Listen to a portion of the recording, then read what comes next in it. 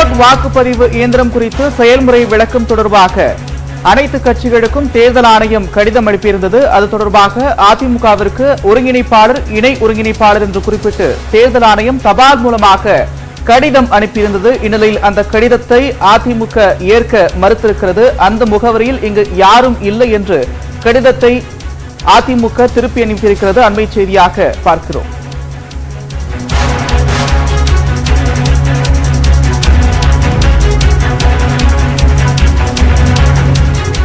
புலம்பெயர் தொழிலாளர்களுக்காக ரிமோட் வாக்குப்பதிவு முறையை தேர்தல் ஆணையம் நடைமுறைப்படுத்த திட்டமிட்டிருக்கிறது. இது தொடர்பாக செயல்முறை விளக்கத்திற்கு அனைத்து கட்சிகளுக்கும் தேர்தல் ஆணையம் அழைப்பு விடுத்திருக்கிறது. இந்நிலையில் ஏற்கனவே ஒருமுறை நேரில் கடிதம் அனுப்பியிருந்த நிலையில் தற்போது இரண்டாவது முறையாக தபால் மூலம் ஒருங்கிணைப்பாளர், இணை ஒருங்கிணைப்பாளர் என்று குறிப்பிட்டு தேர்தல் ஆணையம் அதிமுகவிற்கு கடிதம் அனுப்பியிருந்தது. இந்நிலையில் அந்த முகவரியில் அதிமுகவில் யாரும் இல்லை என்று அதிமுக கடிதத்தை திருப்பி அனுப்பியிருக்கிறது.